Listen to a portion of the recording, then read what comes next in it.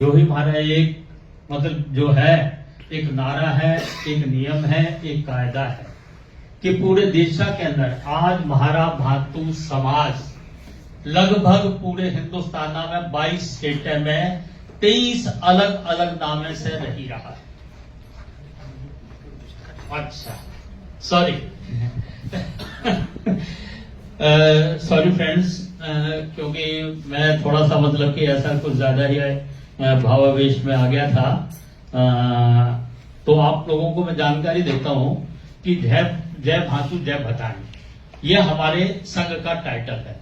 हमारे यहाँ जितनी हम अपने लोगों को, अपने व्यक्ति को जितनी हम मतलब कि एक तरह से उनका मान सम्मान करते हैं, उसी तरह से हम अपनी महिलाओं का भी पूरा मान सम्मान करते हैं। इसीलिए हमारा ये नारा है जय भातु जय भटानी।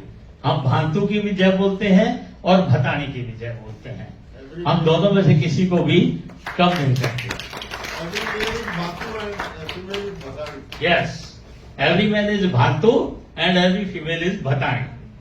दूसरा जो मैं आपको बताना चाहता हूं कि भातु हमारे कबीले का मूल नाम था। ये बहुत से लोगों को गलतफहमी हो जाती है क्योंकि हमारे आज की तारीख में 23 नाम हैं। तो जब अंग्रेज यहां पर आए, अंग्रेज देखते थे कि अंग्रेज अपने जा रहे हैं किसी कस्बे में या गांव के अंदर, तो हमारा डेरा, जिसको हम डेरा या पेड़ा आज भी बोलते हैं, वो मतलब टपरियों में सिटियों के अंदर पड़ा होता था। तो अंग्रेज रोज आ रहे हैं, जा रहे हैं, देख रहे हैं, बात खत्म, कुछ नहीं। अचानक क्या होता है कि डेरा वहां से गायब हो जाता है। तो अंग्रेज सरप्राइज करते हैं कि यार कल रात तक तो यहां पर 70, 80, 90, 100 लोग रह रहे थे, ये डेरा गया तो गया कहां? और वो उस खोजबीन में लग जाते हैं। वो गांव वालों से, इधर वालों से, उधर वालों से सबसे पूछते हैं कि ये लोग गए कहां। तो लोगों ने क्या कहा, अरे साहब ये तो चोर ठग गए, इनका कुछ पता है? ये तो आज यहां है, कल कहीं और, परसों कहीं और। तो उन लोगों ने जो भी वो लोग बताते थे अपनी डायरियों के अंदर, ज्यादा अंग्रेजों को सबको डायरियां लिखने की बहुत आदत थी। वो हर बात जो जानकारी मिलती थी उसको अपनी डायरी के अंदर नोट करते थे। और वही डायरियां एक दिन किताबें बनकर उन्होंने हमारे ऊपर चोर और डाकू और ठग का ठप्पा लगा दिया। धीरे धीरे वो चीज पकती चलेगी। उस समय जब अंग्रेज थे तो हिंदुस्तान के अंदर 668 रियासतें थी, जिसमें से आप सब लोगों को मालूम होगा 100 हिंदुस्तान में विलय हो गया। तो अंग्रेजों ने यहां के राजाओं से पूछा कि ये लोग कौन हैं। राजा कहते हैं हमें तो नहीं पता कौन है, क्योंकि उस समय कोई डेटा कलेक्शन का कोई सिस्टम ही नहीं था। तब अंग्रेजों ने 1830 के अंदर विलियम सलीवन को, W.S. सलीवन को अपॉइंट किया कि इन जितनी भी जातियां हैं जिनको ये लोग, आम लोग चोर और ठग कर रहे हैं, इनका सर्वे करो।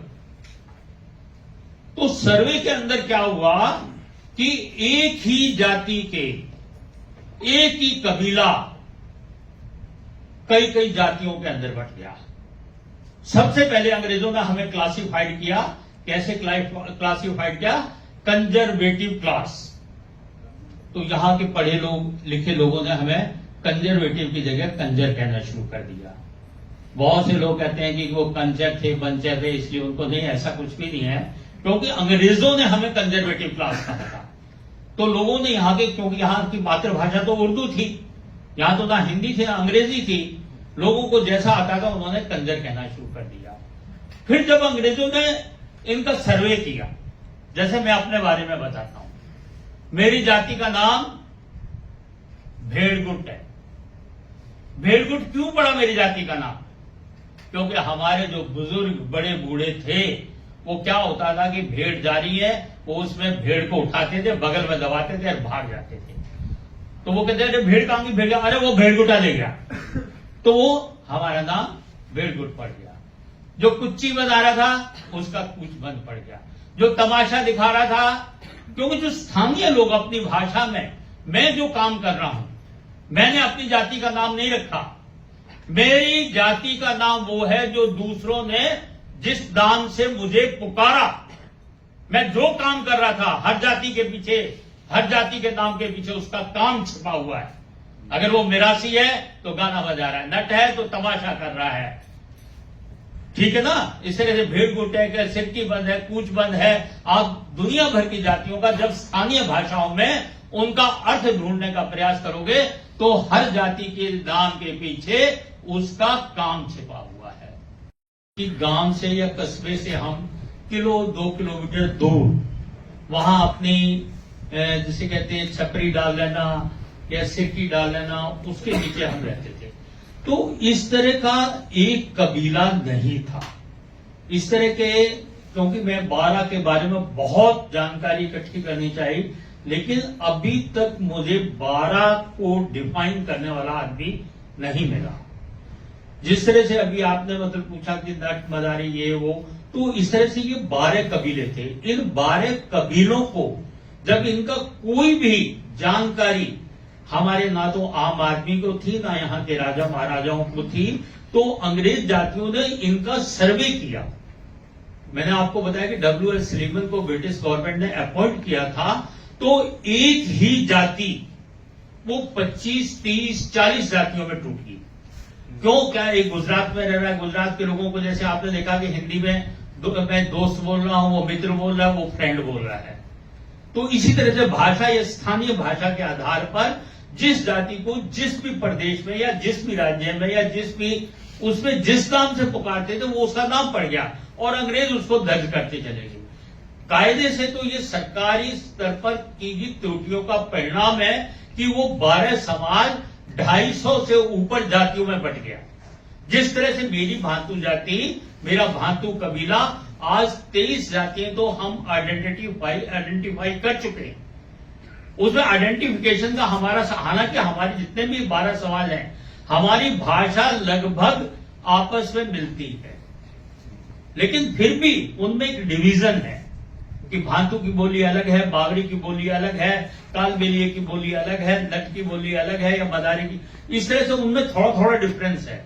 जिस तरह से क्या है, एक फैमिली ये रह रही है, एक फैमिली ये रह रही है। इस फैमिली के रहने का, बोलने का, खाने का स्टाइल अलग है, इस फैमिली के बोलने का, रहने का, खाने का स्टाइल अलग है, तो उनकी आदतें अलग है, उनकी अलग है। इस तरह से थोड़ा थोड़ा डिफरेंस। सबसे बड़ी बात क्या है कि हमारे पास कोई रोजगार नहीं था। और रोजगार तो क्या, जब रोजगार नहीं था तो आदमी क्या करेगा? सबसे पहले तो प्रकृति पर निर्भर होता है कि आदमी ने फल खा लिए, फूल खा लिए, कुछ भी खा लिए, या शिकार करके क्या है वो मार के खा लिया, कुछ नहीं हुआ तो बराबर आया, जो कहीं पड़ा हुआ मिल गया तो उसको ही खा लिया। तो ये इन कबीलों की जो एक सबसे बड़ी जो वो थी, हमें शब्द का इस्तेमाल नहीं कर सकता, तो हमारी बदनसीबी थी। और सबसे बड़ी बदनसीबी तो यह है कि जब देश आजाद हो गया, हम लोगों में अपराधीकरण क्यों बढ़ा? देश आजाद होने के बाद भी इस देश की सरकार ने हम लोगों की सुध नहीं ली। जब इसकी सुध इसके लिए सुध ली, लेकिन क्या है कि 1948 के अंदर अयंगर कमेटी का इन्होंने अयंगर कमेटी बनाई कि इनके बारे में आप अपनी तैयारी करिए, मीटिंग करिए और बताइए कि क्या है। और 49 के अंदर अयंगर कमेटी ने अपनी रिपोर्ट सबमिट कर दी, और उसके बावजूद भी 5 साल 16 दिन तक हमारे लोग सेटलमेंटों में पड़े रहे। हमारे पास ना कोई एजुकेशन का साधन था, ना कोई काम का था, ना कुछ। हर जगह जो, बाकी तो आप सब लोगों को मालूम है, 5 साल 16 दिन के बाद जवाहरलाल नेहरू जी ने शोलापुर जाकर हमारे लोगों की बेड़ियों को तोड़ा 31 अगस्त 1952 को। तो हम लोग तो बाकी लोगों से भी 5 साल 16 दिन पीछे पिछड़ गए। उसके बावजूद भी ना तो हमारे बुजुर्गों के पास एजुकेशन था, ना हमारी फर्स्ट सेकंड पीढ़ी के पास था। हमारी पीढ़ियां तो मतलब ये मान के चलिए सेकंड थर्ड पीढ़ी में जाके लोग एजुकेशन। अब हम कुछ लोग हमारे जो थे, जो ब्रिटिश टाइम में, ब्रिटिश अंग्रेजों ने भी हमारे साथ जो मतलब कि कहीं था जहां मतलब अत्याचार थे, वहां उन्होंने हमें रिफॉर्म भी किया। अंग्रेजों ने ये नहीं किया कि हमें रिफॉर्म भी किया। बेसिकली तो अगर देखें तो हम हम लोग मतलब अभ्यस्त नहीं थे। हमारे बहुत से लोग जब हमारे यहाँ मतलब कि पंजाब के अंदर 1924 के अंदर ये क्रिमिनल ट्राइब्यूनल एक्ट लगा, तो उस समय जो है हमारे लोगों को भेड़ बकरियों की तरह लाकर सेटलमेंट में डाल दिया गया। लेकिन वहां हम लोगों को एजुकेशन भी मिली। हमारा कोई रिलीजन नहीं था, ना हम हिंदू थे ना मुसलमान थे। हमने वही बताया ना, हम अपने दीन देवताओं और पितरों को पूजते थे। होली हमारा सबसे एक तरह से बहुत बड़ा पितृ दिवस के रूप में हम उसको पूजते थे। हमारे तो जितने भी देवी देवता हैं वो मांस भी खाते हैं और शराब भी पीते हैं। हमारा कोई देवी देवता ऐसा नहीं है जो मांस ना खाता हो, जो शराब ना पीता हो। हम जिसको भी मानते हैं। आज भी देश भर में बलि प्रथा हमारे हर जगह आपको मिलेगी, और ये हमारे नहीं पूरे 12 समाज के अंदर मिलेगी। भातु समाज में नहीं, जितनी अन्य जातियां भी हैं। तो मेरा अपना ये कहना है कि 12 समाज को या क्रिमिनल ट्राइब्स एक्ट को देखो 198 कम्युनिटीज पे क्रिमिनल ट्राइब्स एक्ट लगा था, लेकिन जब आप आयंगर कमेटी की रिपोर्ट पढ़ेंगे तो उसमें सिर्फ 127 कम्युनिटीज का जिक्र है। बाकी की जातियां जो है 71 जातियां कहाँ की कैसे की। हालांकि कुछ जातियां ऐसी थी जिनसे उन्होंने 47 से पहले ही क्रिमिनल ट्राइब एक्ट हटा लिया था। जिन्होंने उसके खिलाफ धरना प्रदर्शन किए तो अंग्रेजों को बताया तो उन पर से हटा लिया गया था। बट उसके बावजूद भी 193 जातियां थी, उनका पूरी जातियों का आज तक लोगों को भी नाम नहीं पता। और जो उनके हमारी जाति का जब सर्वे हुआ, ये मान लो दक्षिण जी थे, वहां पर छारा, जहां तक मुझे ध्यान है कि छारा छारी मतलब ये बकरी उठाते होंगे तो इनको छारा कह दिया, ठीक है ना। कुछ लोगों को मतलब लोग जैसे काम कर रहे थे उनको कंजर कह दिया, कुछ कंजर वैसे आ रहा था जो नट थे। तो इस तरह से हमारी जाति में जो हमारा भातु कबीला था, भातु से पहले कंजर बना और कंजर से 23 जातियों में बट गया। भातु, सांसी, नट, कंजर, बेड़िया, बाछड़ा, छारा, अडोडिया, करवल, कबूतरा, ये सब भातु जाति की ही हिस्से हैं। तो आज हमारा समाज जो है पूरे हिंदुस्तान में बिखरा हुआ है, लेकिन उसको यूनाइट करने का आज क्या है कि कुछ क्या हुआ कि कुछ ब्राह्मण लोगों ने कुछ कहानियां गढ़ी। कहानियां गढ़ने के बाद वो हमारे किसी भी बुजुर्ग या अनपढ़ लोग, क्योंकि हम लोगों में शिक्षा क्यों नहीं थी, क्योंकि स्थायी निवास नहीं था। जब स्थायी निवास नहीं था तो शिक्षा कैसे आती। तो बुजुर्ग जो कहानी सुनाते थे वो कहानी उनके दिमाग में बैठ जाती थी कि हाँ ऐसा था, हम तो महाराणा के ये थे, हम तो चित्तौड़ के वो थे, फलाना। सबके दिमाग में जितनी भी डीएनटी कम्युनिटी है वो सब अपने आप को राजपूत कहते हैं कि हम तो ये थे, हम तो राजपूतों के वो थे, हम तो महाराणा के सैनिक थे, हम तो चित्तौड़ में लड़ते थे। अरे खाने को तो हमारे पास आने नहीं था, हम कहाँ लड़ रहे थे। मैंने किसी से पूछा, मैंने कहा भाई आज मुझे एक तलवार लेनी है, कितने की आ जाएगी? तो कहता भाना जी 1500 के लगभग की आ जाएगी। 1500 की? कहता हाँ बिना धार की। कहता 1500 की तलवार आएगी और फिर उस पर धार लगवाने नहीं पड़ेगी, फिर जो है वो तलवार किसी को काट सकती है। तो वो जो कहानियां थी उन लोगों ने हमें और गुमराह कर दिया। अभी एक मीटिंग के अंदर शायद राकेश जी भी थे, राय जी भी थे, तो एक मैं नाम नहीं लूंगा, एक संस्था के कह रहे थे कि आप लोग तो राजपूत हो। मैंने कहा आपको किसने कह दिया? मैंने कहा हम तो राजपूतों के भी बाप हैं। हमारे जो बुजुर्ग थे, पुरखे थे, वो तो अगर राजपूत भी अगर उसको मिल जाता था, कुछ गलत करता था तो उसको भी ठोक देते थे,